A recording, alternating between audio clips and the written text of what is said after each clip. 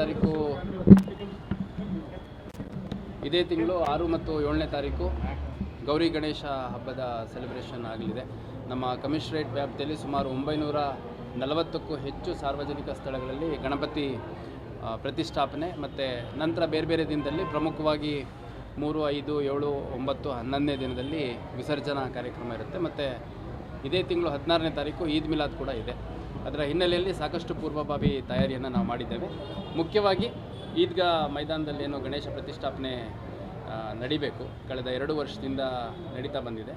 ಅದಕ್ಕೆ 3 ದಿನಗಳ ಕಾಲ, 7ನೇ ತಾರೀಕಿಂದ 3 ದಿನಗಳ ಕಾಲ ಅನುಮತಿಯನ್ನು ಕೊಟ್ಟಿದ್ದಾರೆ. ಒಂದು ಡೇಯನ್ನು ನನಗೆ ಗೊತ್ತಿರೋಂಗೆ ಪ್ರಿಪ್ರೇಷನ್ ಡೇ ಅಂತ ಮಾಡ್ಕೊಳ್ಳಿಕ್ಕೆ ಅವಕಾಶ ಮಾಡಿಕೊಟ್ಟಿದ್ದಾರೆ. ನಿನ್ನೆ HDMC ಕಮಿಷನರ್ ಅವರು ಪರ್ಮಿಷನ್ ಕೊಟ್ಟಿದ್ದಾರೆ.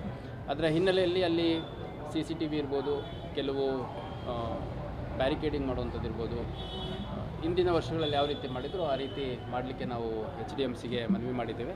ಅದ್ರ ಜೊತೆಗೆ ಅದು ಇನ್ಸ್ಟಾಲೇಷನ್ ದಿನ ಇರ್ಬೋದು, ನಂತರ ಅಲ್ಲಿ ಇದ್ದಂಥ 3 ದಿನ ಇರ್ಬೋದು, ನಂತರದಲ್ಲಿ ವಿಸರ್ಜನೆ 3ನೇ ದಿನ ಆಗುತ್ತೆ. ಆ ಸಂದರ್ಭದಲ್ಲಿ ಯಾವುದೇ ಅಹಿತಕರ ಘಟನೆ ನಡೆಯದ ರೀತಿಯಲ್ಲಿ ಬಂದೋಬಸ್ತನ್ನು ಮಾಡಲಿಕ್ಕೆ ನಾವೀಗಾಗಲೇ ಎಲ್ಲ ಕ್ರಮ ಕೈಗೊಂಡಿದ್ದೀವಿ.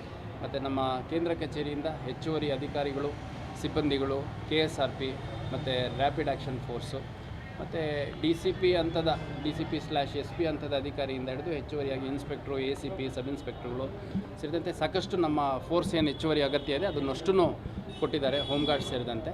ಹಾಗಾಗಿ ಒಂದು ಅತ್ಯಂತ ಶಾಂತಿಯುತ ಸಂಭ್ರಮಾಚರಣೆ ಈ ವರ್ಷ ಏನು ನಡಿಬೇಕು ಅದಕ್ಕೆ ಪೂರಕವಾಗಿ ತಯಾರಿ ಮಾಡಿಕೊಳ್ಳಲಾಗಿದೆ. ಪ್ರತಿ ವರ್ಷದಾಗ 19 ಷರತ್ತುಗಳನ್ನ ಹಾಕ್ತಾರೆ ಸರ್, ಆದರೆ ಪ್ರತಿ ವರ್ಷನೂ ಆ ಷರತ್ತುಗಳನ್ನ ಯಾರೂ ಫಾಲೋ ಮಾಡಲ್ಲ.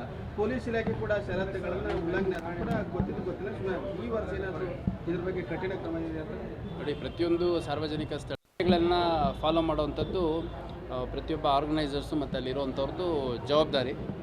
ಸೊ ಯಾವುದಾದ್ರು ವೈಲೇಷನ್ ಇದೆ ಅಂತಂದರೆ ಆ ಸಂದರ್ಭದಲ್ಲಿ ನೋಡಿಬಿಟ್ಟು ಅಗತ್ಯ ಕ್ರಮವನ್ನು ಕೈಗೊಳ್ಳಲಾಗಿದೆ.